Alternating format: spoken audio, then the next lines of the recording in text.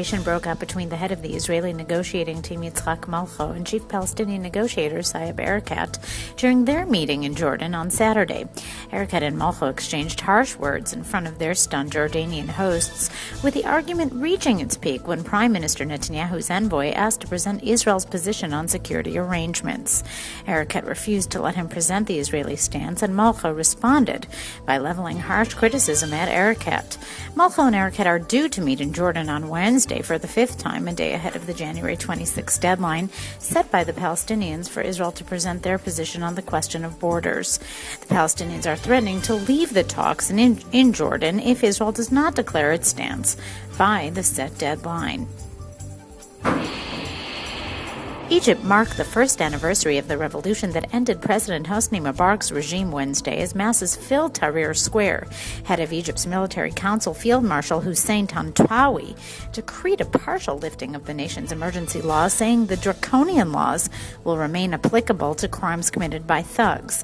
It is a year since protesters inspired by an uprising in Tunisia took to the streets of Egypt, and the January 25th anniversary has exposed divisions in the Arab world's most populous country over the peace of democratic change.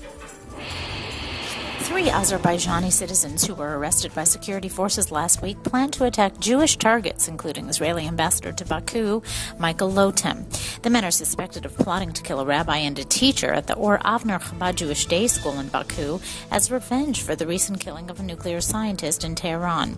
According to reports, the suspects received instructions from a man who was in contact with Iranian intelligence and received a sniper rifle, pistols, and explosive devices. It's estimated that the would-be assassins were supposed to receive $150,000 to carry out the hit on the Israeli ambassador. Some 30,000 Jews currently live in Azerbaijan. They enjoy freedom of religion and are rarely targeted by anti-Semites.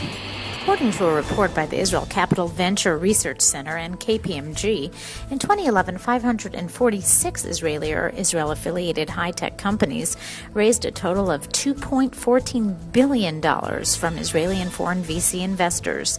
This is the highest amount raised in the past 11 years since the dot-com crash last decade.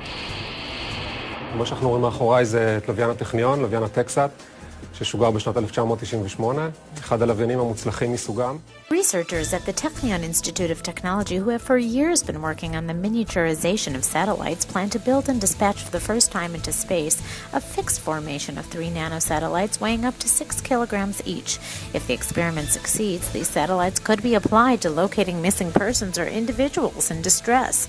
The project is aimed at proving that it is possible to hold tiny satellites in formation for a year as they pass 600 kilometers above the Earth.